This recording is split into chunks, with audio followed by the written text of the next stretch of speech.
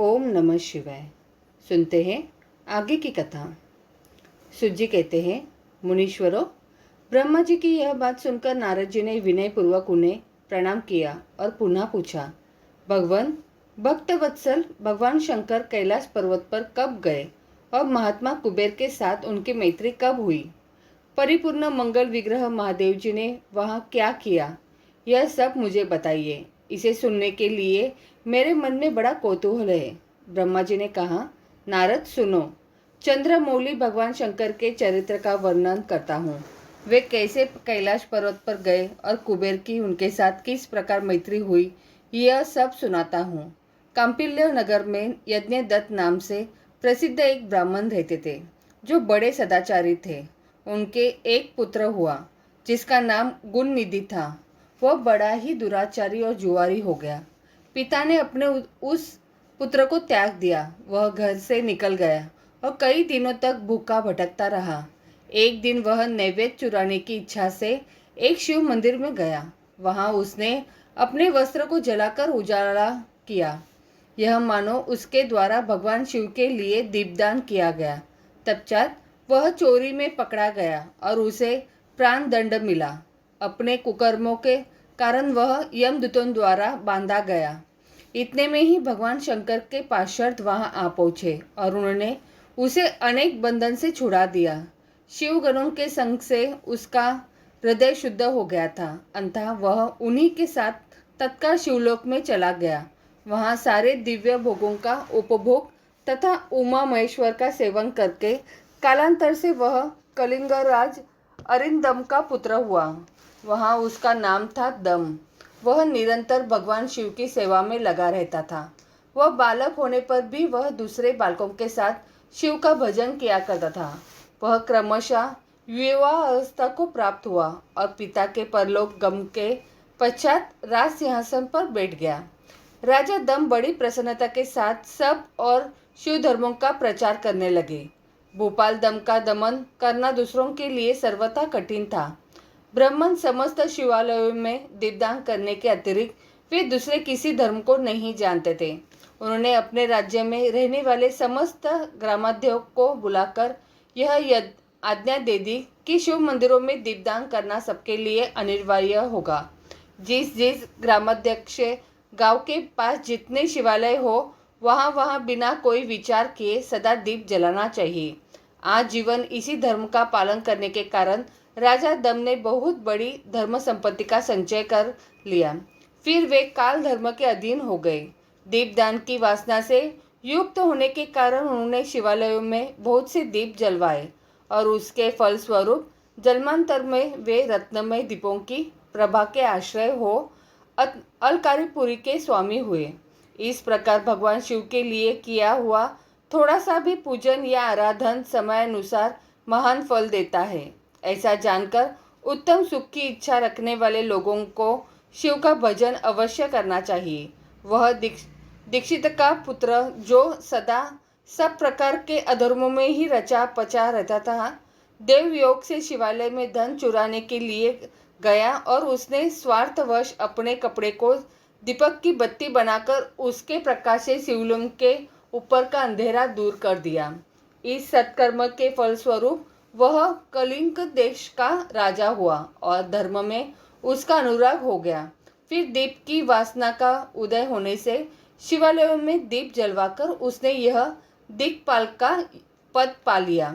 मुनीश्वरों, देखो तो सही, कहाँ उसका वह कर्म और कहाँ यह दिक्पाल की पदवी, जिसका यह मानव धर्मा प्राणी इस समय यहाँ उपभोग कर रहा है।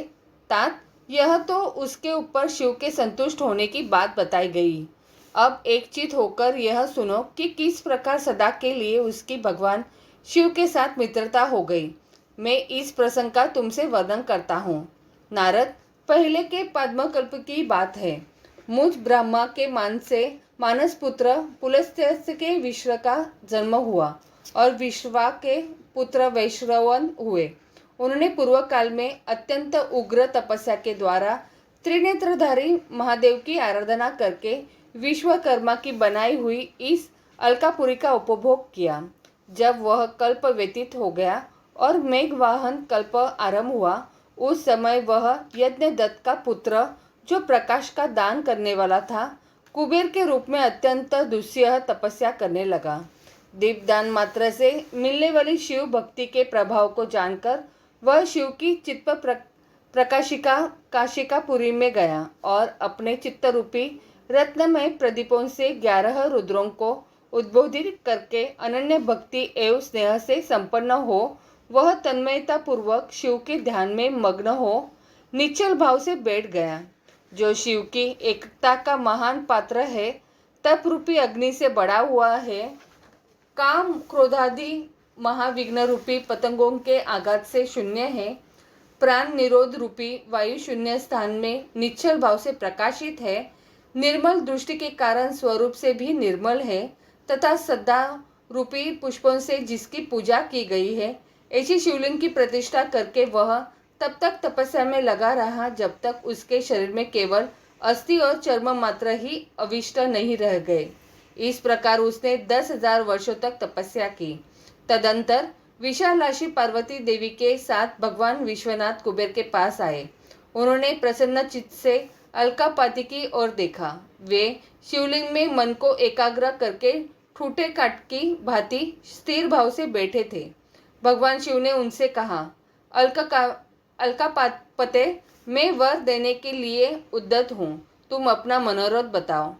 यह वाणी सुनकर तपस्या के धनी कुबेर जो ही आंखें खोलकर देखा, त्यों ही उमा वल्लभ भगवान श्रीकंठ सामने खड़े दिखाई दिए।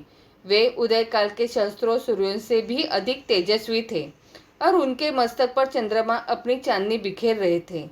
भगवान शंकर के तेज से उनकी आंखें चौंधिया गई, उनका तेज प्रतिहत हो गया और वे नेत्र बंद करके मनोरथ से भी परे विराजमान देव देवेश्वर शिव से बोले, नाथ, मेरे नेत्रों को वह दृष्टि शक्ति दीजिए जिससे आपके चरणारविंदों का दर्शन हो सके। स्वामी, आपका प्रत्यक्ष दर्शन हो, यही मेरे लिए सबसे बड़ा वर है। इस दूसरे किसी वर से मेरा क्या प्रयोजन। चंद्रशेखर, आपको नमस्कार है।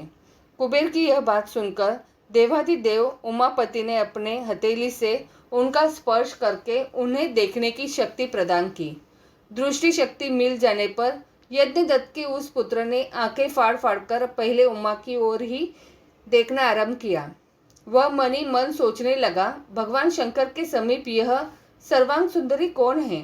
इसके कौन सा ऐसा तप किया है जो मेरी भी तपस्या से बढ़ गया है? यह रूप, यह प्रेम, यह सौभाग्य और यह असीम शोभा सभी अद्भुत है। वह ब्राह्मण कुमार बार बार यही कहने लगा। जब बार बार यही कहता हुआ वह क्रूर दृष्टि से उनकी ओर देखने लगा, तब वामा के अवलोकन से उसकी बाई आंख फूट गई। तदंतर देवी पार्वती ने महादेव जी से कहा, प्रभु, यह दुष्ट तपस्वी बार बार मेरी ओर देखकर क्या बक रहा है? आप मेरे तपस्या के तेज को प्रकट कीजिए।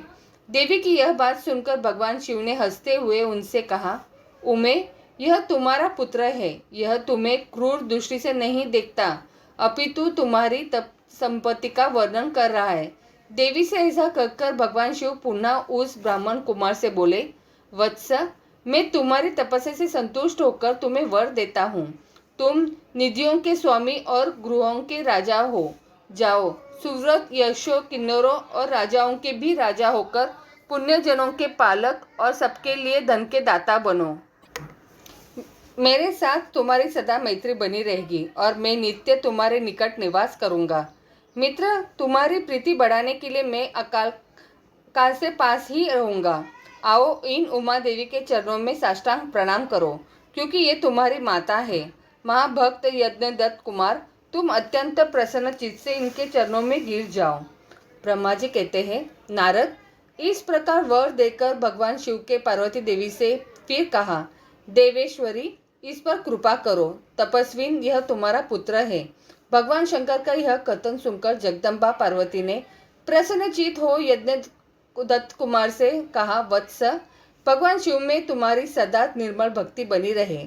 तुम्हारी बाई आंख तो फूट ही गई, इसलिए एक ही पिंगल नेत्र से युक्त रहो। महादेव जी ने जो वर दिए हैं वे सब उसी रूप में तुम्हें सुलभ हो। बेटा, मेरे रूप के प्रति ईर्ष्या करने के कारण तुम कुबेर नाम से प्रसिद्ध होगे। इस प्रकार कुबेर को वर देकर भगवान महेश्वर पार्वती देवी के साथ अपने विश्वेश्वर धाम में चले गए। इस तरह कुबेर ने भगवान शंकर की मैत्री प्राप्त की और अलकापुरी से पास जो कैलाश पर्वत है वह भगवान शंकर का निवास हो गया। ब्रह्मा जी कहते हैं, नारद मुने, कुबेर के तपोबल से भगवान शिव का जिस प्रकार पर्वत श्रेष्ठ कैलाश पर शुभागमन हुआ वह प्रसंग सुनो। कुबेर को वर देने वाले विश्वेश्वर शिव जब उन्हें निधिपति होने का वर देकर अपने उत्तम स्थान को चले गए तब उन्होंने मन ही मन इस प्रकार विचार किया, ब्रह्मा जी के ललाट से जिनका प्रादुर्भाव हुआ है तथा जो प्रलय का कार्य संभालते हैं वे रुद्र मेरे पूर्ण स्वरूप हैं। अतः उन्हीं के रूप में गुह्यों के निवास स्थान कैलाश पर्वत को जाऊंगा। उन्हीं के रूप में कुबेर का मित्र बनकर उसी पर्वत पर विलासपूर्वक रहूंगा और बड़ा भारी तप करूंगा। शिव की इस इच्छा का चिंतन करके उन रुद्रदेव ने कैलाश जाने के लिए उत्सुक डमरू बजाया। डमरू की वह ध्वनि जो उत्साह बढ़ाने वाली थी तीनों लोकों में व्याप्त हो गई।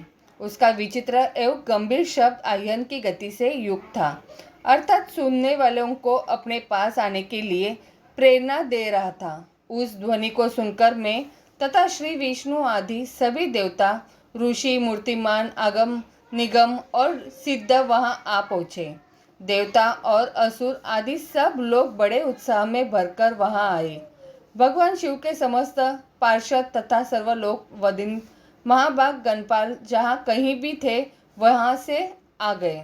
इतना कहकर ब्रह्मा जी ने वहां आए हुए गणपालों का नामोल्लेख पूर्वक विस्तृत परिचय दिया। फिर इस प्रकार कहना आरंभ किया। वे बोले, वहां असंख्य महाबली गणपाल पधारे।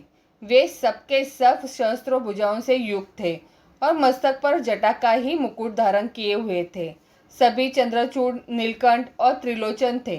हार, कुंडल, केयूर तथा मुकुट आदि से अलंकृत थे। वे मेरे श्री विष्णु के तथा इंद्र के समान तेजस्वी जान पड़ते थे। अनिमा आदि 8 सिद्धियों से घिरे थे तथा करोड़ों सूर्यों के समान उद्भासित हो रहे थे। उस समय भगवान शिव ने विश्वकर्मों को उस पर्वत पर निवास स्थान बनाने की आज्ञा दी। अनेक भक्तों के साथ अपने और दूसरों के रहने के लिए यथा योग्य आवास तैयार करने का आदेश दिया। मुने, तब विश्वकर्मा ने भगवान शिव की आज्ञा के अनुसार उस पर्वत पर जाकर शीघ्र ही नाना प्रकार के गृहों की रचना की। फिर श्री हरि की प्रार्थना से कुबेर पर अनुग्रह करके भगवान शिव सानंद कैलाश पर्वत पर गए। उत्तम मुहूर्त में अपने स्थान में प्रवेश करके भक्त वत्सल परमेश्वर शिव ने सबको प्रेम दान के साथ स्नात किया। इसके बाद आनंद से भरे हुए श्री विष्णु आदि समस्त देवताओं, मुनियों और सिद्धों ने शिव का प्रसन्नता पूर्वक अभिषेक किया। हाथों में नाना प्रकार की भेंटें लेकर सबने क्रमशः उनका पूजन किया और बड़े उत्सव के साथ उनकी आरती उतारी। मुने, उस समय आकाश से फूलों की वर्षा हुई जो मंगल सूचक थी। सब और जय जयकार और नमस्कार के शब्द गूंजने लगे। महान उत्साह फैला हुआ था जो सबके सुखों को बढ़ा रहा था। उस समय सिंहासन पर बैठकर श्री विष्णु आदि सभी देवताओं द्वारा की हुई यथोचित सेवाओं को बारंबार ग्रहण करते हुए भगवान शिव बड़ी शोभा पा रहे थे। देवता आदि सब लोगों ने सार्थक एवं प्रिय वचनों द्वारा लोक कल्याणकारी भगवान शंकर का पृथक पृथक स्तवन किया। सर्वेश्वर प्रभु ने प्रसन्नता चित्त से वह स्तवन सुनकर उन सबको प्रसन्नता पूर्वक मनोवंचित वर एवं अभिष्ट वस्तुएं प्रदान की। मुने, तदंतर श्री विष्णु के साथ मैं तथा अन्य सब देवता, मुनि और मुनि मनोवंचित वस्तु पाकर आनंदित हो भगवान शिव की आज्ञा से अपने अपने धाम को चले गए। कुबेर भी शिव की आज्ञा से प्रसन्नता पूर्वक अपने स्थान को गए। फिर वे भगवान शंभु जो सर्वथा स्वतंत्र है, योग परायण एवं ध्यान तत्पर हो पर्वत पर कैलाश पर रहने लगे। कुछ काल बिना पत्नी के ही बिताकर परमेश्वर शिव ने 10 कन्या सती को पत्नी के रूप में प्राप्त किया। देवर्षे, फिर वे महेश्वर 10 कुमारी सती के साथ विवाह करने लगे और लोकाचार पारायण हो सुख का अनुभव करने लगे। मुनीश्वर, इस प्रकार मैंने तुमसे यह रुद्र के अवतार का वर्णन किया है। साथ ही उनके कैलाश पर आगमन और कुबेर के साथ मैत्री का भी प्रसंग सुनाया है। कैलाश के अंतर्गत होने वाली उनकी ज्ञानवर्धिनी लीला का भी वर्णन किया, जो यह लोक और परलोक में सदा संपूर्ण मनोवांछित फलों को देने वाली है। जो एकाग्रचित हो इस कथा को सुनता या पढ़ता है, वह इस लोक में भोग पाकर परलोक में मोक्ष लाभ करता है। रुद्र संहिता का सृष्टि खंड संपूर्णम। आगे की कथा अगले अध्याय में। तो बोलो हर हर महादेव।